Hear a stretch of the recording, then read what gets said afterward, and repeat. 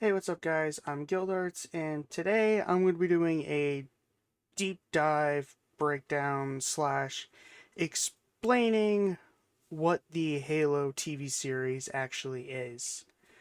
So, because there is a lot of confusion and some small backlash about the series, like some characters not looking correctly, and people are kind of not happy on why some things are here and the way they look.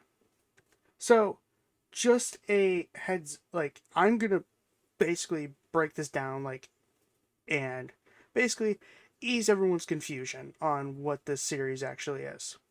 So, first thing, this whole series is non-canon. They basically the creators of the series, the directors, writers, including 343, and I believe also Microsoft, basically came out and said this series is its own timeline, which they are calling the Silver Timeline. So it can have its own free, it has its own free reign, so they can do their own thing. Basically, how to describe this is that it's meant for some core Halo fans who have a fresh experience, kind of like reliving Combat Evolved, but as a TV show. Basically, put yourself into your boots, actually the shoes of someone who has no idea what the Halo video game series is about at all. Basically, basically, how to explain this is that take the Witcher series off of Netflix. Is that what its job actually is to introduce uh, new fans to a long line of books and video games and make them and basically interest them. It's like, hey, we have this whole series and you actually want to get to know it more, buy Master Chief Collection and all of our games and read some of our books if you want to get more involved with the story. Because what the Witcher series did is that it spiked the player base for Witcher 3.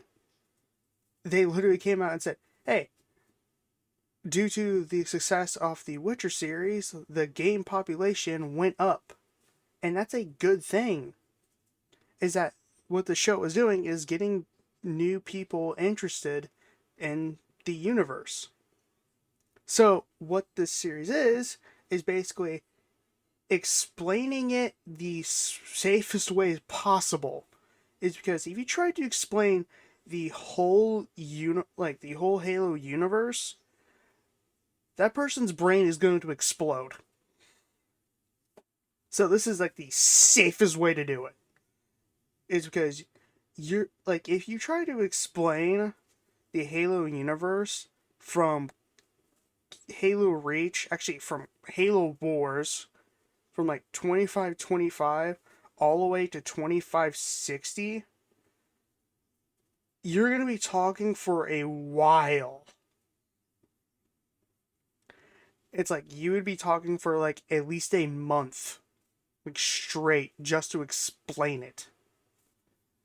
It's because it's basically what the show is doing is taking all of that, condensing it, and making it easier for basically people who have just played multiplayer, who haven't even touched the campaigns, who haven't even read a book or anything, and this is just the easy way for them to actually get into the universe.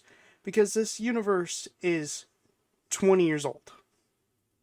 And that's a long time. It's almost as similar as explaining Star Wars to someone who just turned 5. They have the only thing they know is a good guy has a lightsaber. That's basically all of it. And now it's going to the show. So, as you can see, So, like the design of like all the characters is because when the story actually takes place is during the Human Covenant War, and as you can see, Chief is not wearing, because during this timeline, Chief wouldn't be wearing Mark 6 Gen 3 like he's wearing right now. For those who know what Mark 6 Gen 3 looks like, it's his Halo Infinite armor. This one. This is what Chief looks like in Halo Infinite.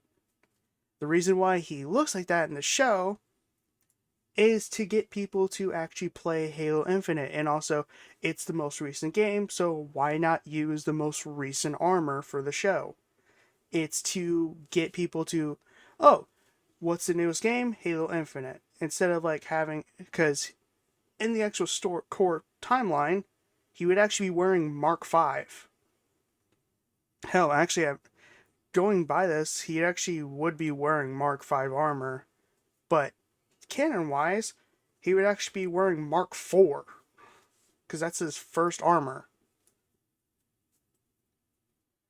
But due to like everyone not getting confused, let's use the most recent armor design for all the Spartans. It's easier to digest, and it's the most recent design. So going down, like, so we have like these He and the other Spartans. the Spartan team called Silver. This is Silver Team, and they're basically, so he's not going to be running with Blue Team in this series because we all know Chief's actual Spartan Fire team that he is in charge of is Blue Team. So in this universe, he is with Silver Team. And this is like full, like, and also the Covenant designs are a little different. Because you can see this elite's armor is completely different, and also he looks amazing. And you can see it's using the Warthog design from Halo Infinite. I believe it's the Halo 4 and Halo 5 model, the current model design for the Warthog. And it's also another thing is that it's basically it's easy to digest on like the current designs. The only thing they actually kept the same for the timeline is that he's using an MA5B, which is awesome. Which is like the second gun that you're introduced in the Halo games. As you can also see, his logo is not an eagle. So in this timeline, I don't think he's part of Blue Team. I think he's part of Silver Team because they all have this logo on. Because that looks like to be a wolf, but all of us know is that Blue Team has the 2, which is the Spartan 2 program, but instead of a wolf, it's an eagle with a lightning bolt. So that's something different between this and the main storyline, is that Chief is now in charge of Silver Team, not Blue Team. So that's one difference. And also, looking at his armor again, it's kind of like, oh, this is how he looks in the current game. So instead of having confusion on, oh, who's this? Is that's Chief from Halo Infinite's design. So it's kind of like keeping consistency what's relevant to the gaming space right now. So you also see Chief fighting these two elites. And that we're actually fighting the Covenant, and also one difference is that Chief is not voiced by Steve Downes. And apparently a lot of people have a problem with that, is that because it's not Chief. Steve Downes is in his 70s.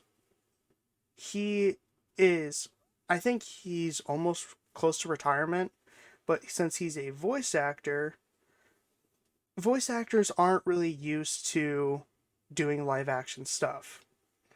Is that it's also kind of weird to have a 70-year-old try to do like advanced stuff that a 34-year-old can do. Is that he's kind of not really built for this. So of course they're going to have a younger person playing him. I'm going to butcher his last name, but I think it's Pablo Skerber who is playing Master Chief, and he's actually doing a pretty decent job, and his voice actually does sound fine. Covenant forces appear to be excavating some kind of object. So that is Master Chief's voice in the series, and I kind of like it. Is that it's a younger version of Chief. It's not the 2560 version, it's the 2552 version. And it's kind of like, because we all know, and some of us are not going to accept it, is that Steve Downes is going to put down the helmet. He's going to take the helmet off.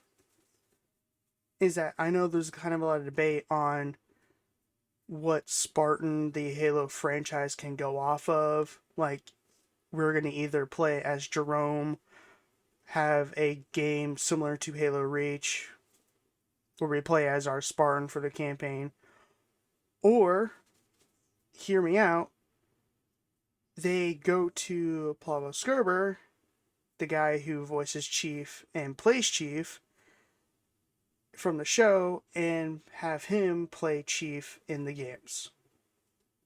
I know I'm probably just started a civil war in the comments.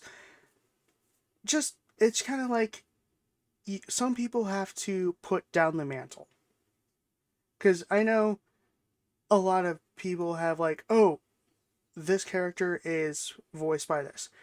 Think of Joker. We all know Mark Hamill is Joker. But you have all these different actors who do the voices for him. Is that some actors have to put down the mantle and someone picks it up. And you kind of have to kind of grow with it. Take going from Halo 3 to Halo 4. We all kind of had a problem with the art style. Actually, it's like, oh, Halo 3, Chief didn't really talk. Halo 4, he talks. It's kind of like the different art style, different thing. It's kind of a new experience for a newer generation. Is that this is meant to get people who have never picked up a Xbox controller or a Halo book ever. It's kind of like, oh, this series is actually pretty nuts. I'm gonna go play the game now. That's what this is doing, is that it's introducing people who have never played a video game in their life. And it's like the easiest way to explain something. Because, like, try explaining this to your girlfriend, boyfriend, your parent, your dog, your parents, your dog, or pet that lives in your basement, the demon that lives under your bed. And you try the freaking shampoo bottles in your shower. This is like the easiest way to explain it. And like, it's like the easiest way to actually explain this. And also, all of us core Halo fans know what these are. Someone who has no idea what this is. But all of us know that's the Reclaimer logo.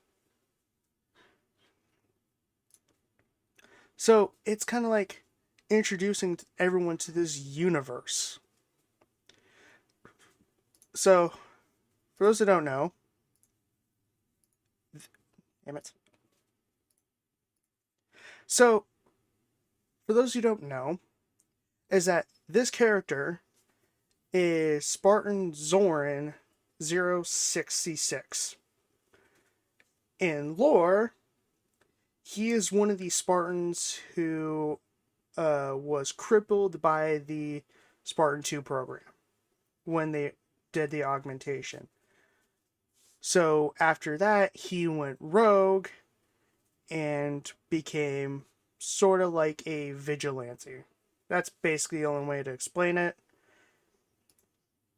And also not a lot of people know this is that we actually might be getting glimpses of a live action Spartan 2 program. And a lot of people don't know this is that she is from most recent book that came out. She is from Divine Wind. For those who don't know, is that she later joins the Covenant.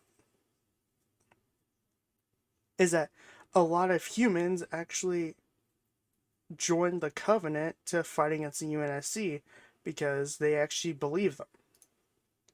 And seeing this is kind of like interesting.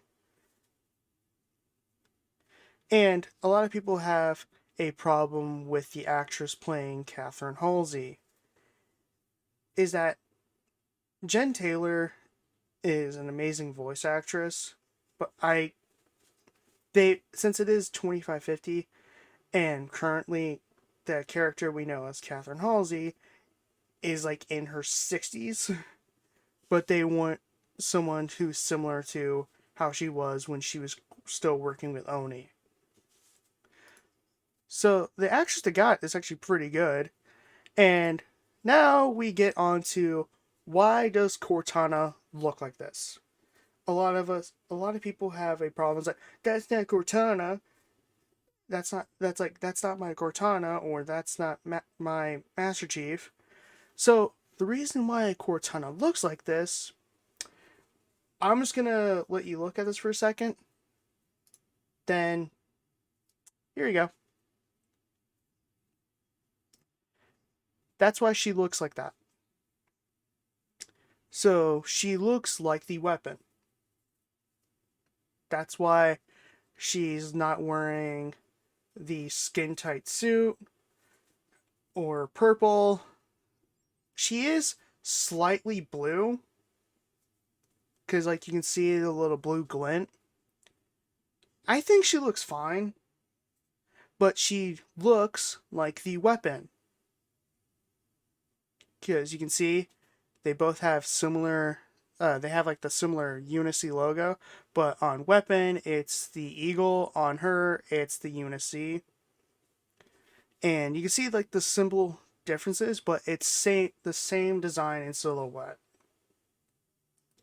It's just hers is more of a skin tight suit, while weapon is a uniform. That's basically. Let's take a design that everyone knows, similar to Master Chief and the Spartan's armor. It's kind of like, hey, this is what they currently look like, because in Halo Infinite, kind of spoilers if you haven't played the campaign, Cortana is officially deleted. So the AI you play along with is the weapon, and why not make Cortana look like the weapon, who is basically her sister? So that is basically kind of explaining it and not confusing everyone, is that's the reason why she looks like this.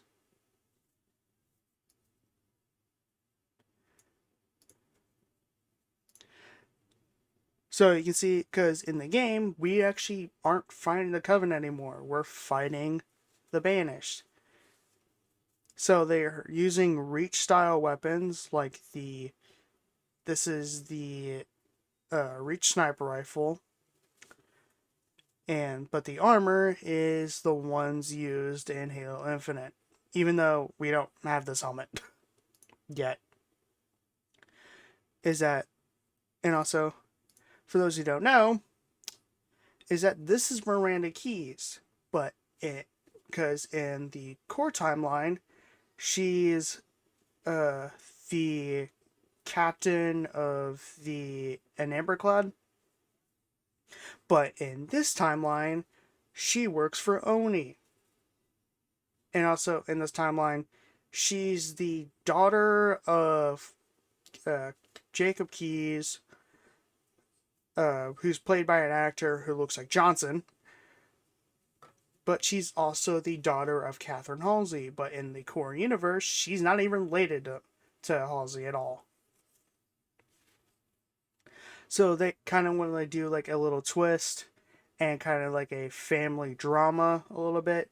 It's to get everyone interested because not a lot of people are interested in action or interested in suspense and mystery. So they kind of like explain like how they're finding the halos without uh uh the destruction, like after Reach, the Pillar of Valor running into it. They find the halos by finding this device. So you can see that's a Covenant ship. I think that's a Corvette. It looks amazing. I have no idea what this ship is. It's UNSC, but I have no idea because it doesn't look like a frigate. It might be just a Oni ship. So here's a little difference is that I actually have no idea who this character is. It's kind of like one difference is because in the main canon, humans were not allowed in the Covenant. As you also see in the background, that is the key ship. And we actually get to see live action representation of the prophets, Truth, Regret, and Mercy. I think this is an elite. I think it might be the Arbiter for the series. I don't know, but it looks like one of the main elites that Chief might be fighting. And also, for those who don't know, is that kind of like this difference between the series and the main canon is that the High Charity looks totally different. Is that it still looks like a mushroom, but like it's more organic instead of, because I could see it's more flowery and smooth and alien compared to how the actual High Charity looks like. It looks like it's like an upside down city, but to differentiate, it looks more alien. So you can also see some of the weapons, like we have like the main weapons, like the BR-55. I think that's what they're using. But you can also see there are some modern day weapons, like one of the previous shots had an AK-47. It's like, yeah, they have to make some modern references, is because not a lot of people know what these weapons are, so they have to make some weapons familiar. Like everyone knows what an AK-47 looks like. I think this is a like 6 hour. It's a modern gun, and a lot of people were confused on what these were. These are Logo hunter worms. So it looks like she has control of them. So I'm guessing she now is a collaborator with the Covenant. So she's kind of like our human secondary bad guy. Also besides Zoran, because I think Zoran is also going to be a bad guy. So we kind of like have two human bad guys besides the Covenant. Because this is like the full team, and also kind of going back to them, is that they all have the similar logo. I'm guessing this is Silver Team's logo. Because in the actual games, he's not part of Silver Team. He's part of Blue Team. Hopefully we get to see Blue Team, because if they bring in Blue Team, I will lose my mind. And kind of going back, is that their weapons are designed basically based off of Reach's weapons design, besides Chief's using the MA5B. Please tell me we get to see the bullet counter say 60 on it, because that would just be amazing. And also, like, him saying like going back to here. Cortana, I'm gonna need you now. Yeah, like saying that is like you have to kind of like understand like not everyone knows Chief has a voice. So it kind of makes them want to play the games and actually get interested in it. Yeah, so there's another look at Zoran. As you can see, he's still wearing the Mjolnir chestplate. I'm guessing he's using it like a bulletproof vest.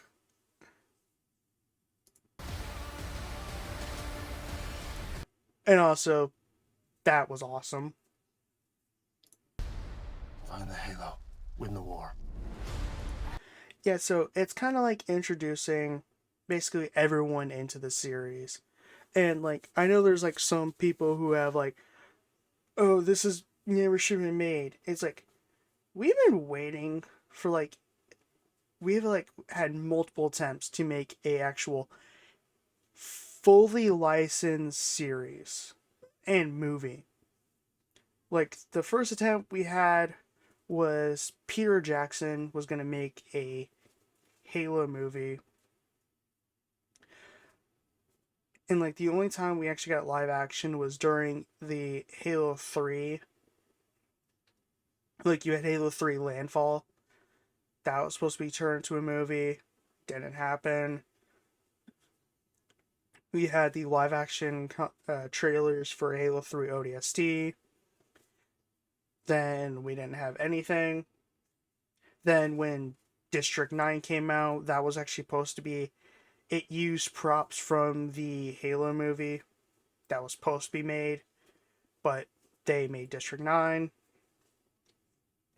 Then we had Halo 4 Forward Unto Dawn was actually the first live action content we had, and it was actually pretty good. But like on YouTube, it was like split into 5 parts. But now you can actually find it where it's the full movie. Then we had Halo Nightfall, which was done by Ridley Scott, who is famous for Alien and Prometheus. And he made that. It was actually pretty good, but it was also a 5-part miniseries that was made into a movie. And this is actually like the first time we actually have a legit series that I have no idea how many episodes it is, but going by today's standards for TV series, it's most likely going to be 6 or 8. But it's kind of like, imagine like you had something for like so long, but now you look at it as like, imagine like eating your birthday cake. Just like, hear me out. Imagine eating your birthday cake and it's a vanilla cake. But now you don't want vanilla anymore. Now you want chocolate.